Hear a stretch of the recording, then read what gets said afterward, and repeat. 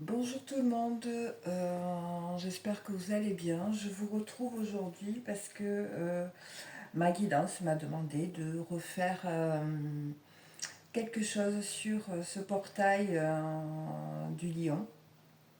Donc j'en avais déjà parlé dans une autre vidéo, mais là on m'a poussé justement à en reparler.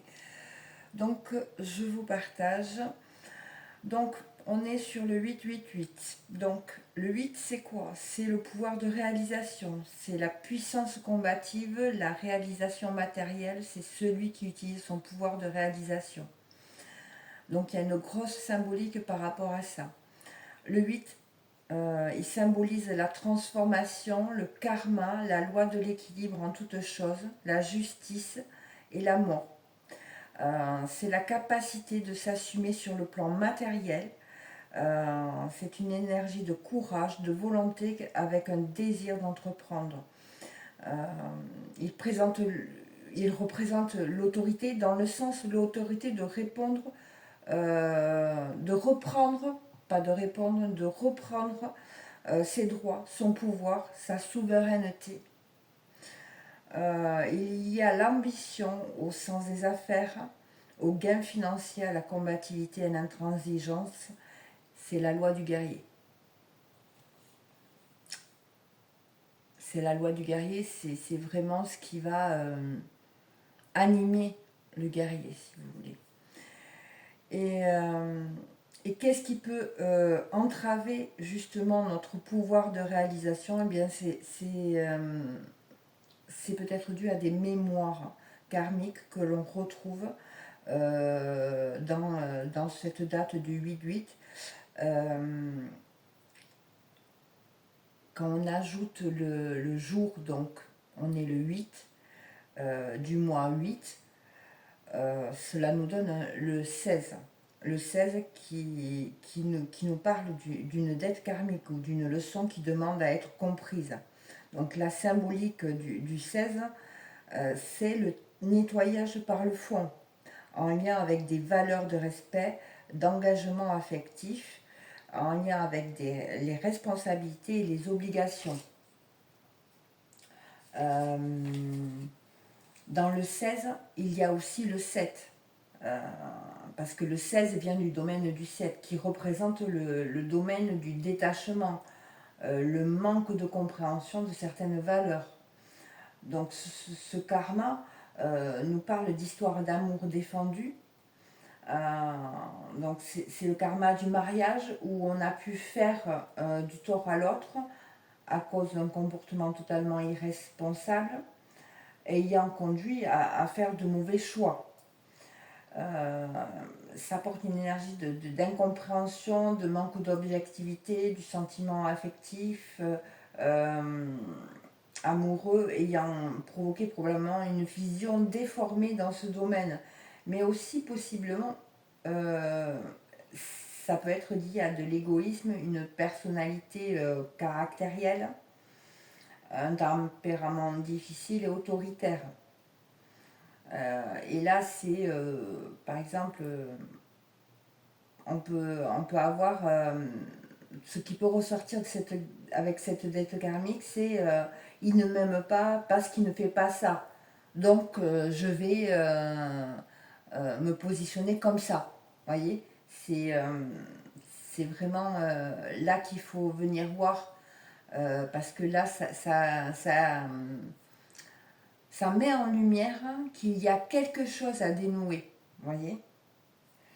Donc cette dette est souvent vécue sur un plan mental, à l'intérieur, au travers de pensées, de secrets inavoués.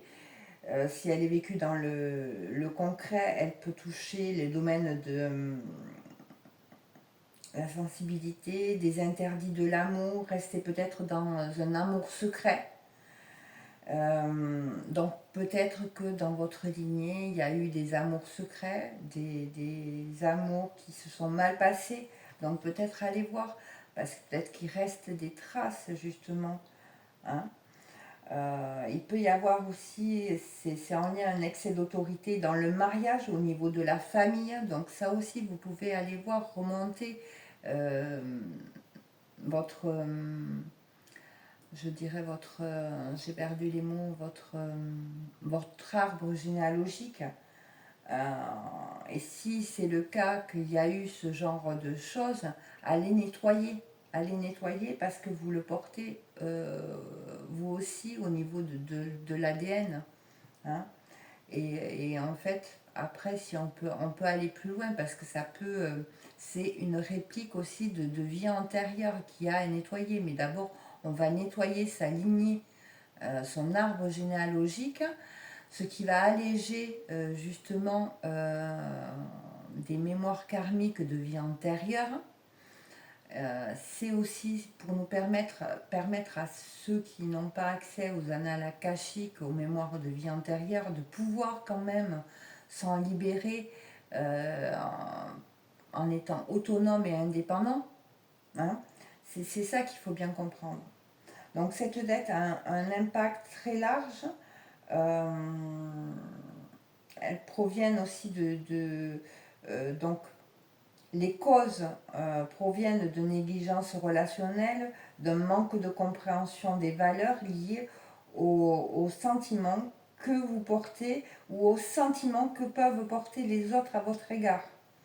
Donc là, ça demande beaucoup de réflexion, d'introspection pour permettre cette ouverture d'esprit aussi. Donc, on peut vivre des conflits d'incompréhension, de rupture. Tout ça, ça peut vous parler. Hein. Voyez comment ça vous parle, comment ça résonne en vous. Et dites-vous que ce sont des clés. D'accord. Et le 16, ce que je peux dire de plus sur le 16, c'est qu'il induit un grand bouleversement, il nettoie et purifie ce qui doit l'être pour permettre à l'âme de recommencer sur de meilleures fondations. Hein, parce que dans le 8, il y a le 4 qui nous parle de fondation. D'accord. Donc comprendre le pourquoi permet de mieux comprendre le comment de quelque chose. Ne l'oubliez pas. Donc je continue dans ma suite de nombres. Je vous ai parlé donc du 8, du 16 et maintenant je vais vous parler du 24 qui vient de 3 fois 8, 24. Donc le 24 parle de fragilité affective, de fardeaux familiaux, de sensibilité, d'équilibre à maintenir, qui a comme essence le 6 qui lui nous parle d'harmonie, d'amour, de choix, de responsabilité, qui symbolise la femme, la sexualité, la créativité. Il nous parle d'harmoniser et d'équilibrer. Il nous parle de douceur, de capacité de conciliation et de compréhension, de stabilité, de sens des responsabilités, mais aussi de doute, d'indécision, de choix, de jalousie, de possessivité et d'hyper-émotivité. Donc les responsabilités et les obligations sont souvent au centre de cette période. L'apprentissage de cette leçon passe par la notion d'harmonie, de choix et de responsabilité dans tous les domaines. Et on peut voir que dans l'ADN, le brin 8 de l'ADN nous parle de notre capacité à maintenir des limites personnelles indépendamment des résultats. Ne pas faire pour obtenir, pour rétablir un équilibre, une vérité. C'est-à-dire que dans l'exemple que je vous ai donné tout à l'heure, il n'aime pas ça, il ne m'aime pas, pardon, parce qu'il ne fait pas ça. Donc je vais maintenir une posture autoritaire ou détachée ou très, très carrée, vous voyez, très... Eh bien là, il y a vraiment un équilibre à avoir. C'est que on a tendance à se positionner en fonction de l'autre. Mais là, on nous demande de vraiment se positionner en fonction de ce que l'on pense, de ce que l'on a compris, de ce que l'on ressent, de notre intériorité. Voyez ? Donc on a vu le 6 aussi, donc dans ce que je vous ai parlé, qui lui nous parle d'avoir la force de se tenir debout face à la vérité, quel qu'en soit le résultat. Voyez ce que je viens de vous dire. Et le brin 7, il nous parle d'accepter l'obscurité et la lumière.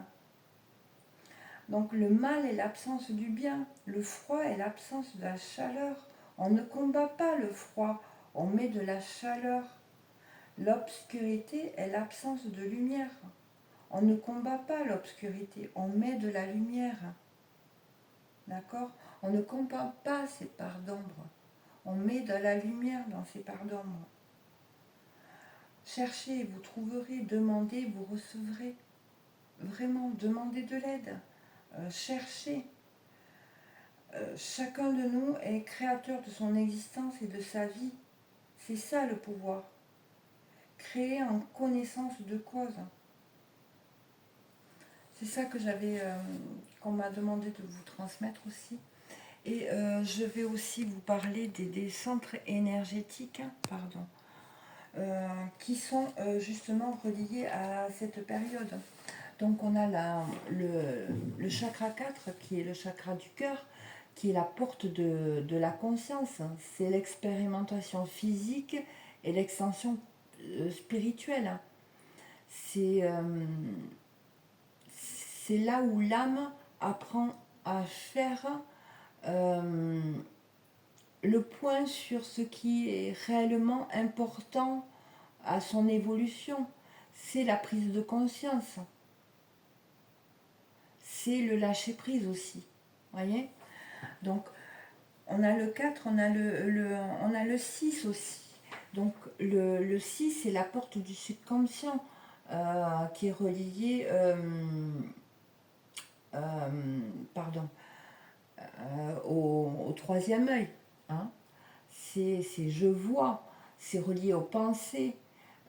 Donc c'est les secrets du subconscient, les découvertes douloureuses, les traumatismes refoulés, enfouis au plus profond de l'inconscient. C'est accepter, dépasser des mémoires, ces projections, au point de les sublimer en conscience. Et pour ça, développer l'humilité envers soi-même et envers la cause de ces traumatismes. Voyez? Et c'est revoir notre façon de penser. Après, nous avons le 7. Donc le 7, c'est la porte du ciel. C'est le chakra coronal. Hein. C'est par là qu'entre la guérison psychique, mentale, émotionnelle et physique, c'est les perceptions extrasensorielles. Donc là, c'est vraiment la connaissance. Hein. Le 7, c'est le chercheur de vérité, c'est l'ouverture sur le monde, c'est la réflexion, mais aussi le mental, la foi intérieure, l'introspection. C'est celui qui va créer par la force intellectuelle et spirituelle. Et c'est en lien avec ma relation à l'autre. Et nous avons le 8, donc, qui est la porte, qui est en lien avec la porte lunaire. Cette porte, elle renforce les pulsions de l'ego, tout en donnant à une autre réalité. C'est le petit vélo qu'on prend, vous voyez, quand on cogite, hein, que ça tourne. Donc là, c'est reprendre le pouvoir de notre pouvoir personnel, parce que l'âme, dans cette porte lunaire, elle est emprisonnée et engluée par ses deux meilleurs amis, c'est mental et ego. D'accord? Donc là, on voit bien le 8, c'est vraiment sortir, je dirais vulgairement, mais péter l'ego, là. Voyez? Donc c'est vraiment un portail très important. J'espère avoir été assez clair dans mon partage, en tout cas.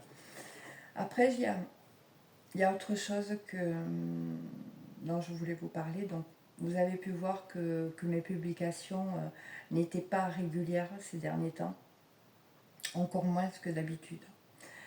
Et je voulais vous dire que je suis comme vous. Nous sommes dans une période qui remue énormément, qui nous demande de libérer, guérir, purifier nos énergies Et tout comme vous, cela me demande beaucoup d'énergie, d'attention, même si je suis arrivée à un stade que je vais, que je vois ce qui se passe et ce que ça veut dire, ça ne veut pas dire que c'est plus facile. Hein. Ce n'est pas parce que l'on guide d'autres âmes que ça nous dispense de travailler sur nous-mêmes. Et ce n'est pas parce que nous n'avons pas tout guéri que nous ne pouvons pas non plus apporter notre aide. Donc le message que je voudrais vous faire passer, c'est n'attendez pas d'avoir tout guéri pour partager votre lumière. Guérir prend toute une vie, voire plusieurs vies. Alors n'attendez pas pour partager votre lumière. Vous êtes unique et nous sommes tous complémentaires. Donc c'est vraiment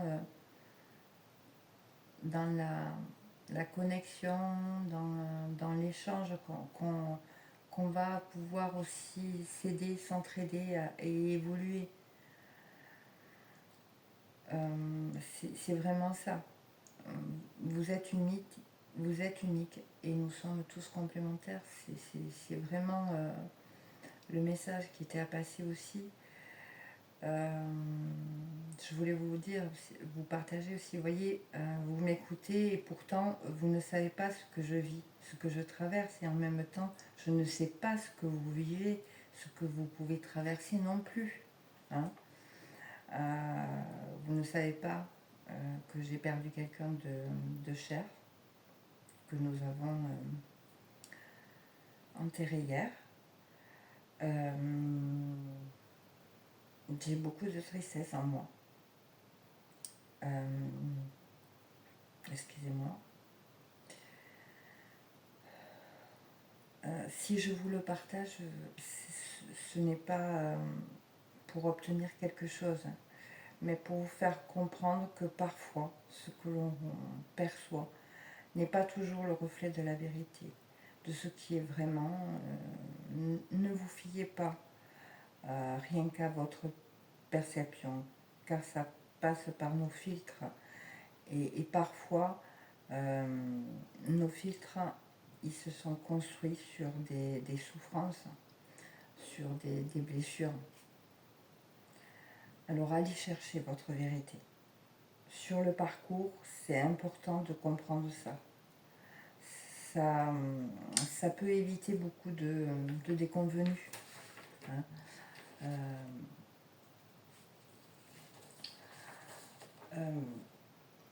Parce que sur le parcours, on peut s'arrêter à ce que nous percevons. Des exemples tout bêtes, mais mon lien avec cette personne, ça ne bouge pas, il ou elle ne répond pas, il n'en a rien à foutre, ou il ne m'aime pas, ou elle ne m'aime pas, vous voyez. En fait, c'est vraiment, là on est dans une période où c'est qu'on nous demande de comprendre que la réalité peut être totalement différente. C'est peut-être pas parce qu'il vous, c'est pas parce qu'il va pas vous parler, vous communiquer que il en a rien à foutre. Peut-être qu'il est dans une période où elle est dans une période de grande souffrance, de grande bouleversement. Vous voyez, il y a plein de choses. Alors, je ne cautionne pas l'attente, pas du tout. Hein. Non, non, je suis plus axée sur travailler sur soi-même, ce qui va impacter l'énergie du lien et donc jouer aussi sur le retour possible de votre autre. Tant et si bien que si vous êtes réellement sur un parcours, d'accord. D'ailleurs, je vous partagerai quelques points sur l'attente et comment sortir de l'attente qui pourront peut-être vous permettre de comprendre certaines choses et d'aller libérer d'autres choses. Voyez. Donc voilà, je vais m'arrêter là. Je vais prendre un message s'il vous plaît pour ce portail. Alors on a la fin du passé. Tournez la page du passé. Vous avez un fabuleux potentiel à exploiter. Je vais prendre un autre message pour vous qui regardez. Impulsion. C'est le moment pour toi de tout donner, de fournir les derniers efforts de ce marathon que tu as entrepris il y a quelque temps déjà. Insuffle l'énergie à la mise en mouvement de ton rêve dans la matière. Un autre petit message, s'il vous plaît. Potentiel. Tout ce que ton cœur désire se matérialisera. Si tu parles, penses et agis avec la pureté de ce dernier, de quoi ton cœur a-t-il envie ces jours-ci? Donc voilà. Voilà pour les petits messages pour vous qui sont liés à ce portail. J'espère que ce partage pourra vous aider. En tout cas, je vous remercie infiniment pour votre présence. Je m'excuse encore par rapport au fait que ben voilà, c'est un peu fouillis dans mes publications parce que ben, y a des moments où c'est que je suis comme tout le monde. Il y a des moments où je suis vraiment en bas et de par les périodes là que je traverse. Et donc voilà. Merci pour votre compréhension. Prenez bien soin de vous. Je vous embrasse fort et je vous dis à très bientôt. Bisous.